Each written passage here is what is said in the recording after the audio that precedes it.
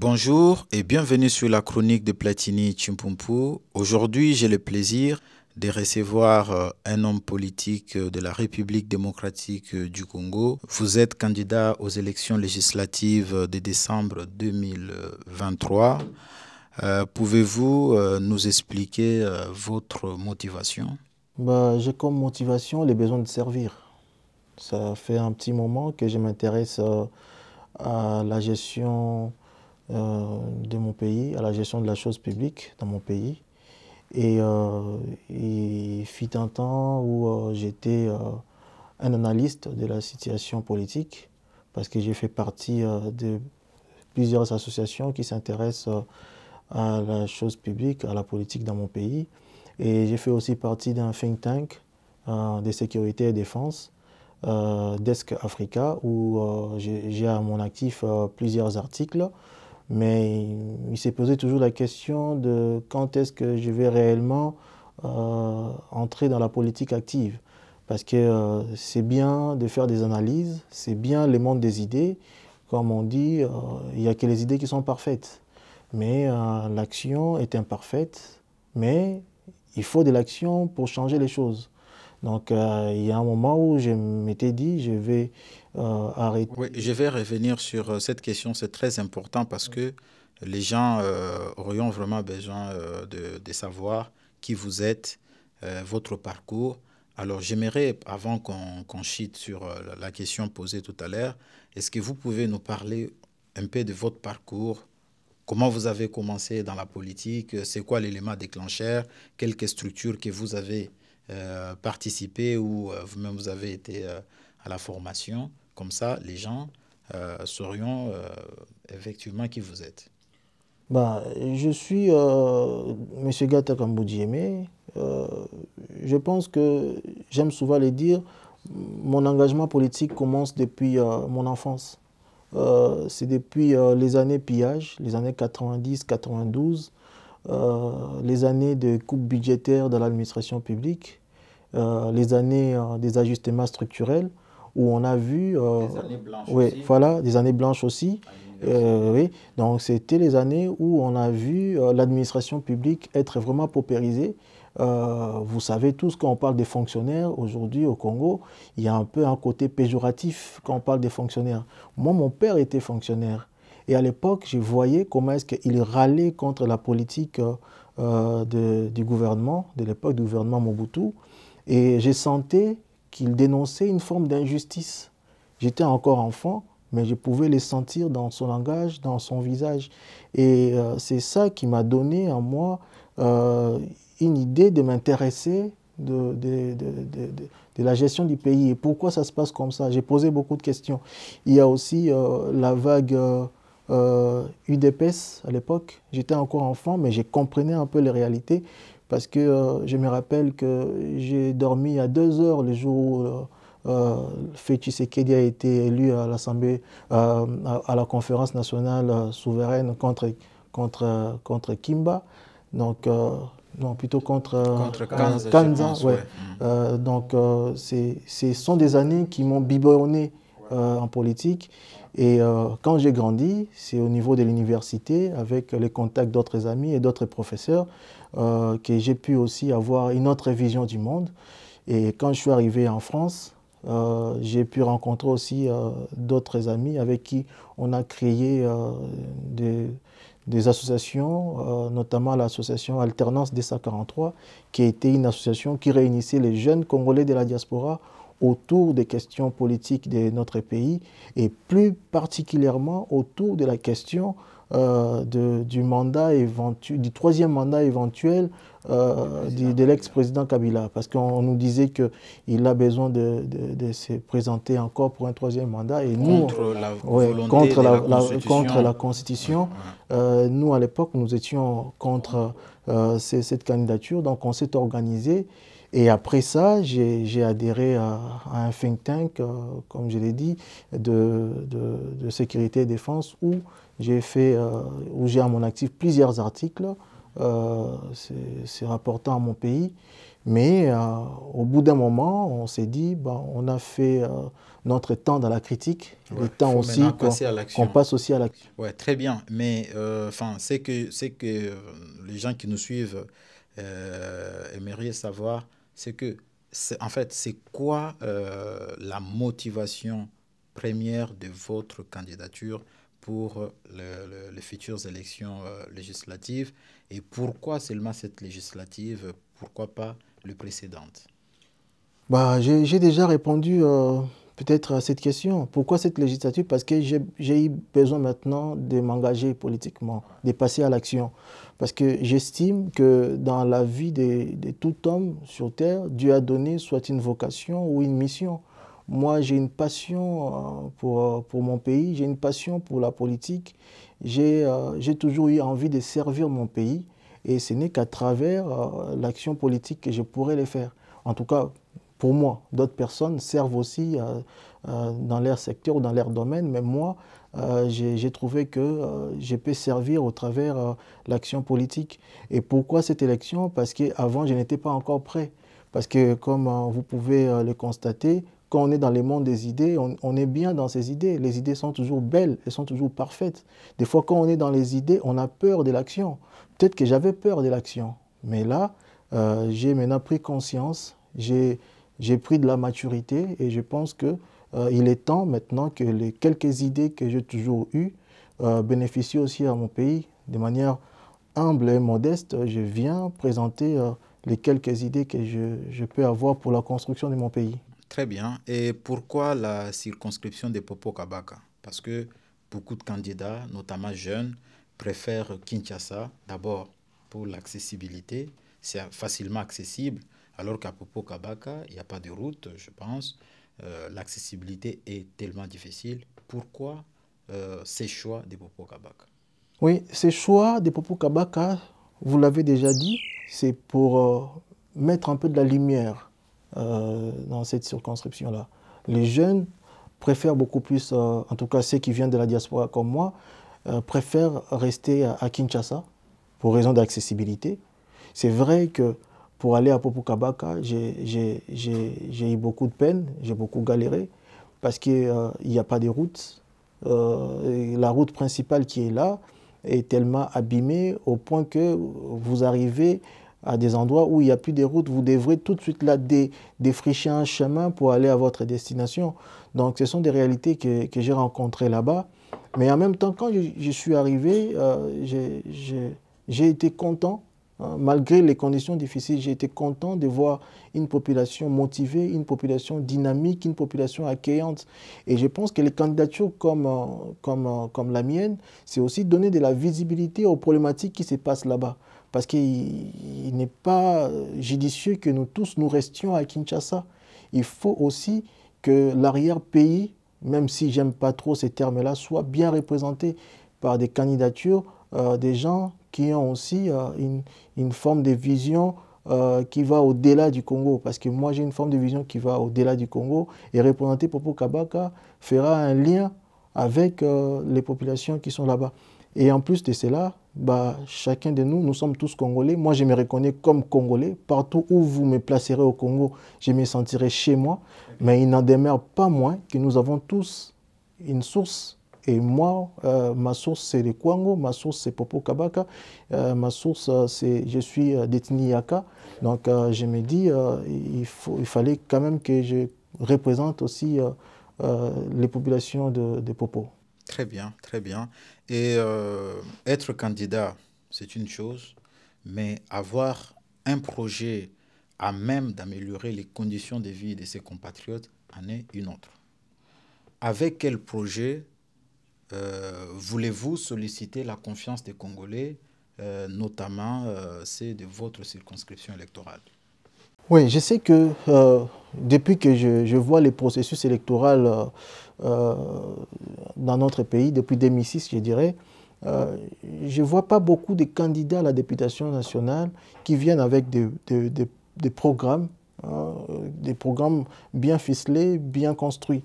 Moi, j'ai voulu faire autrement parce que vous le savez bien, en tant que député national, si nous sommes élus, nous ne serons là que pour légiférer et contrôler l'exécutif.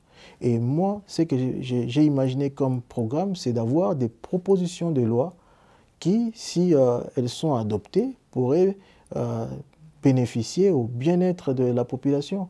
Donc j'ai pu confectionner 4 propositions de loi, notamment la proposition de loi que j'appelle la loi contre la pauvreté.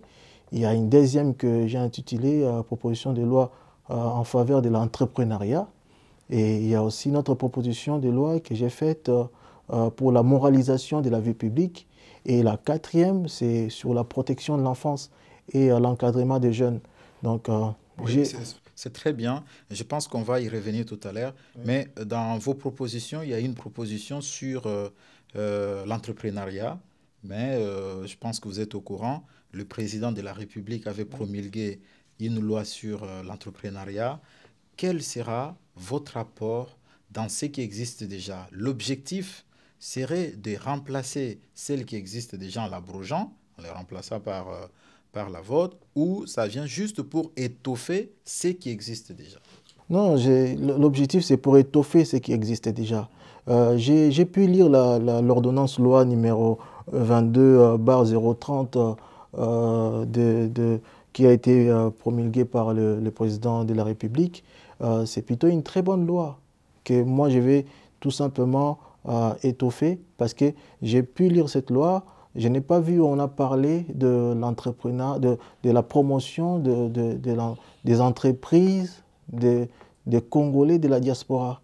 C'est justement ça que j'essaie d'amener comme petite réforme pour intégrer aussi les Congolais de la diaspora qui ont aussi des entreprises qui marchent bien, oui, qui ont aussi des startups qui marchent. Là, je suis d'accord avec vous, mais quand vous dites Congolais de la diaspora, vous mettez tout le monde dans le même sac, dans le sens que et les binationaux, c'est-à-dire les gens qui ont des doubles nationalités, et les Congolais qui ont juste des cartes de résidence, ou vous spécifiez. Donc comment, parce que la Constitution elle est claire là-dessus, la nationalité congolaise elle est inexclusive, comment vous parlez des Congolais de la diaspora, en fait de manière générale, ou vous avez catégorisé?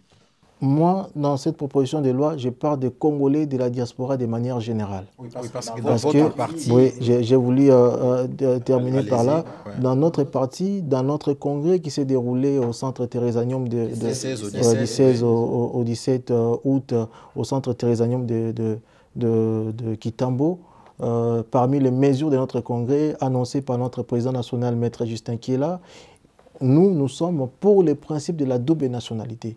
Donc, dans cette loi, quand je propose à ce qui est reconnaissance des entrepreneurs et des start-up des Congolais de la diaspora, je parle des Congolais de manière générale. Parce que nous sommes pour les principes de la double nationalité. On aura peut-être le temps d'en parler dans d'autres circonstances. Et je veux aussi, dans cette réforme, qu'on crée un organe qui sera là comme un organe de monitoring qui va recenser tous les entrepreneurs de la diaspora pour les mettre en lien avec d'autres entreprises et les services publics. Par exemple, si l'État congolais a besoin de faire un marché avec une entreprise, par exemple, je ne sais pas, je donne un exemple comme ça dans les logistiques ou dans la télécommunication ou dans les nouvelles technologies. Si par exemple, il y a une entreprise ou un start-up d'un Congolais qui excelle dans la diaspora, il sera lui qui sera mis en priorité. Et aussi, sans pour autant les emmener à déplacer leurs capitaux, on peut aussi aider les Congolais ou les entreprises des Congolais de la diaspora à mieux s'installer dans leur pays sans pour autant qu'ils déplacent leurs capitaux. Même s'ils veulent rester à l'étranger, ils sont à l'étranger, mais ils ont des activités comme filiales, comme base, représentation aussi au Congo, parce qu'ils sont reconnus dans la loi. Exactement. Alors, les 3 autres, comment ces projets vont aider les Congolais à améliorer leurs conditions de vie? Si vous pouvez, parce qu'on n'a plus le temps, si vous pouvez en un mot nous présenter de manière détaillée chaque projet et ce que ça va apporter dans les quotidiens des Congolais. Je commence d'abord par la proposition contre la pauvreté. Là, je propose à ce que l'article 87 et suivant du Code du travail soit modifié pour prendre en compte, parce que cet article-là parle de la fixation du SMIC par le président de la République après avis du ministre ayant le travail et la prévoyance sociale dans ses attributions. Sauf que moi, je veux qu'il y ait un principe de révalorisation annuelle, systématique des SMIC. Par exemple, nous avons aujourd'hui les SMIC moyens au Congo, c'est à 7 075 francs congolais, 7 075 francs congolais pour parler en français belge. Et si nous calculons ça en termes mensuels, on tombe dans les 219 000 francs congolais, ce qui équivaut à presque 85 ou 86 $. Vous le savez bien, personne ne peut vivre avec 86 $ dans ces pays, dans une ville comme Kinshasa. Donc si nous voulons lutter contre la pauvreté, il faut qu'il y ait un principe de révalorisation annuelle. Parce que le SMIC qui est là, c'est un décret de Bruno Tshibala, encore que c'est aussi contre la loi, parce que Bruno Tshibala a été Premier ministre, c'est justement. Mais c'est le décret de Bruno Tshibala de 2018. Moi, je propose à ce qu'il y ait une révalorisation annuelle. Le 1er janvier, donc le 1er janvier de chaque année, qu'il y ait un décret du président de la République qui révalorise les SMIC en fonction de l'incidence de marché, en fonction du pouvoir d'achat, en fonction de l'inflation. Donc, je peux prendre un exemple simple parce que moi, j'aime parler politique avec simplicité et simplement. Prenons l'exemple des gens qu'on engage dans nos maisons, qu'on appelle des boys ou des domestiques. Moi, je connais des gens qui gagnent beaucoup, mais qui donnent ou qui payent à l'air domestique en termes de 50 $. Si on pouvait avoir un encadrement dans ces domaines-là pour qu'il y ait des contrats, et ces contrats-là respectant les SMIC, vous verrez que les gens pourraient être mieux payés et aussi vivre de leur travail. Salaire, ouais. Et c'est aussi la même chose quand nous voyons ce qui est payé à nos compatriotes qui travaillent chez les Indiens, qui travaillent chez les Libanais. Ils sont sous-payés. Il faut renforcer les pouvoirs de l'inspection de travail pour qu'il y ait des contrôles, mais aussi une révalorisation du SMIC annuellement, et laquelle révalorisation sera suivie par les inspecteurs du travail pour que ça soit respecté et que les gens vivent de leur salaire. Parfait. Et sur la protection de l'enfance, je pense que vous avez... Oui, j'ai aussi une proposition de loi sur la protection de l'enfance. On court peut-être derrière le temps, je vais prendre ça de manière ramassée. Moi, je pars d'un constat. Je pars d'un constat. Dans les pays où je suis, quand un enfant sort d'un circuit, un autre circuit le récupère. Je vais m'expliquer. Si l'enfant sort du circuit familial, les circuits sociaux les récupèrent. Si l'enfant sort du circuit éducatif, les circuits sociaux les récupèrent et soit les remet dans les circuits éducatifs ou soit les remet dans les circuits professionnels pour qu'au moins il trouve un but dans sa vie. Mais nous avons un problème dans notre pays, c'est qu'on a des enfants qui sont sortis de tous les circuits, des circuits familiales, des circuits sociaux, des circuits éducatifs. Voilà pourquoi on parle de plus en plus de Kuluna, on parle de plus en plus de Shege. C'est parce que ce sont des enfants qui sont sortis de tous les circuits. Moi, je veux une loi de la protection de l'enfance qui va faire un travail en amont. Au niveau des communes, je propose qu'on crée des organes qui seront en lien avec des familles, vraiment au niveau des communes, des organes qui seront en lien avec des familles pour qu'on accompagne les enfants, que ce soit les enfants qui sont sortis des circuits, pour les remettre dans les circuits soit éducatifs ou familial ou social, et pour des enfants qui sont déjà dans les familles, qui sont peut-être qui vivent dans des situations de maltraitance, comment on peut aussi les récupérer de ces familles-là, de la maltraitance, pour les placer dans d'autres circuits pour que les enfants soient épanouis. Avec ces processus-là, vous verrez qu'à l'horizon 2030, à l'horizon 2050, on va endiguer au phénomène des Kuluna et de la criminalité, parce qu'il ne suffit pas seulement de punir, ce qui est une bonne chose, parce qu'il y a quand même dans la loi sur la protection de l'enfance, parce qu'il y a déjà une loi qui est là. Le travail est fait, je ne peux pas dire que rien n'a été fait. Le travail est fait, il y a une loi sur la protection de l'enfance, et cette loi prévoit une brigade de la protection des mineurs. Mais au-delà de la partie répression, il faut aussi qu'il y ait la partie prévention. Parce que c'est de la prévention qu'on va éviter qu'on se retrouve dans des opérations coup de poing, comme on envoie les enfants à Kanyamaka, CC, à tout ça. Mais on les voit tous, même si on envoie les enfants dans les camps pour des formations. Mais il y a toujours des Koulouna qui renaissent dans nos rues, dans nos quartiers. Parce que le travail n'est pas fait en amont. Moi, je veux que le travail soit fait en amont et en aval, pour prévenir. Voilà. Oui, parfait. Parce qu'on court derrière les temps. On voulait attaquer un peu l'actualité congolaise. Mais désolé de vous couper, je voulais quand même parler un peu de la loi sur la moralisation de la vie publique, parce que ça, c'est quand même une proposition qui me tient. Ça viserait à améliorer quoi dans notre pratique de la vie publique ou notre compréhension de la chose publique?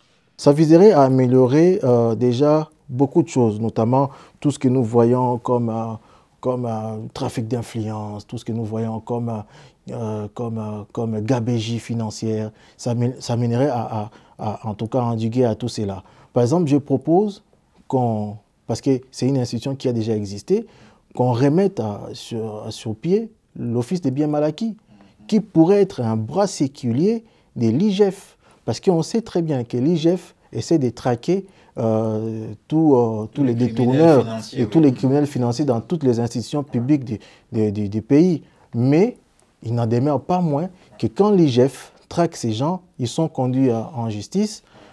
S'ils sont acquittés, c'est bon, mais s'ils sont pas acquittés, il y en a qui ne sont pas acquittés, mais on n'arrive pas à reprendre ce qu'ils ont volé. Moi, je vais... Mais sur ces points, le président s'est posé la même question, parce que quand il y a eu plusieurs arrestations politiques de certains acteurs politiques, il s'est posé la question également sur ce que vous dites tout à l'heure. C'est bien beau qu'on arrête des gens, qu'on les libère, mais l'argent détourné, on en fait quoi avec? Voilà, c'est d'où cette proposition de la création d'un office des biens mal acquis, qui a déjà existé du temps de la conférence nationale souveraine avec le fait président Tshisekedi. Et moi, je veux que cet office ait la possibilité de faire des mesures conservatoires. Dès qu'une personne est soupçonnée de malversations, dès qu'une personne est soupçonnée de détournements, il faut que ses avoirs soient gelés. Il faut que l'Office des biens mal acquis contrôle ses avoirs. Et si cette personne-là est condamnée, il faut que ses biens soient restitués dans les biens de l'État. Oui, si ce sont des... Même donc les biens achetés avec l'argent de l'État doit être... Justement, ce serait là la plus-value, si je peux le dire comme ça, de cet office de biens mal acquis. Mais je veux aussi qu'on interdise aux membres du gouvernement, aux parlementaires, en tout cas à toute personne dépositaire de l'autorité publique, de nommer les membres de leur famille ou d'avoir les membres de leur famille comme leurs suppléants. Et quand je parle des membres de leur famille, je prends les membres du premier, deuxième et troisième degré. Exactement. Il faut qu'on évite cela pour prôner, parce que quand on est serviteur de l'État, il faut prôner par l'exemplarité. Donc, et aussi, il y a une autre mesure, ou un autre principe que j'ai pu recenser, ou que j'ai pu écrire dans cette proposition. Il faut faire en sorte que le travail des parlementaires soit un travail à temps partiel. À temps partiel, ça veut dire que c'est un système que l'on voit déjà en Suisse. Nous savons tous qu'avec ces systèmes bicamérales que nous avons, entre la rotation du travail de l'Assemblée nationale et du Sénat, les députés et les sénateurs ne travaillent pas plus de 6 mois dans l'année. Il faut que les gens qui sont de l'Assemblée nationale ou au Sénat aient parallèlement une autre activité professionnelle et qu'ils soient payés seulement à temps partiel par rapport à leur travail parlementaire, sauf les gens qui sont dans les commissions. Parce qu'on sait que les durs de travail parlementaire, c'est fait dans les commissions. Exactement. Ceux qui sont dans les commissions peuvent rester comme des parlementaires à temps plein, et ils seraient aussi payés à temps plein, mais ceux qui ne sont pas dans ces commissions soient considérés comme des parlementaires à temps partiel, et ça les forcerait à avoir une autre activité professionnelle à côté. Et c'est aussi ça, les devoirs d'exemplarité. Il est indécent que nous soyons dans une société où les députés est payé de manière excessive, alors que les plus simples des Congolais ne voient que... Notamment les militaires et les policiers sous-payés. Notamment. Et il y a aussi une dernière proposition que j'ai voulu inclure dans cette loi sur la moralisation de la vie publique, la question des Mabanga, comme on le dit en Lingala, comme on le dit de manière triviale. Je trouve indécent que les autorités de l'État, les agents publics, de manière générale, soient cités dans les musiciens, dans leurs chansons. Et surtout, ça brûle aussi... Je rappelle que les musiciens, nos musiciens, on n'a rien contre vous, mais ici, on parle de tout celui qui est dépositaire de l'autorité de l'État. C'est pour vous aussi. Donc, allez-y. Je disais que, voilà, je trouve ça indécent et c'est aussi une forme de corruption morale. Par exemple, je vais donner juste un exemple. Quelqu'un qui est dans la commission des censures, bien que j'aime pas trop ces mots-là, commission de censure, ça fait un peu trop, ça fait moins démocratique.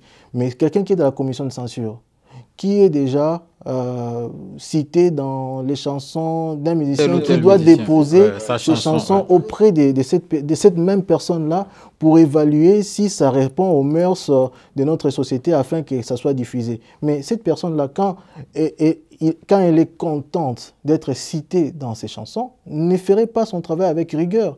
Et on voit aussi une forme d'escalier social qui est un peu brisé. Moi, je connais beaucoup de gens, je ne peux pas parler des personnes ici, mais quand je suis arrivé en Europe, j'ai vu beaucoup de gens qu'on nous faisait chanter dans les musiques qui étaient des criminels, par exemple, qui n'étaient pas des modèles. Qui n'étaient pas des modèles. Pour la société, mais parce qu'ils sont chantés dans la musique, nous, ils peuvent se retrouver aussi, ils peuvent pas seulement les prendre comme modèles, mais à Kinshasa, par exemple, il y a des gens qui ne les connaissent pas, ils peuvent...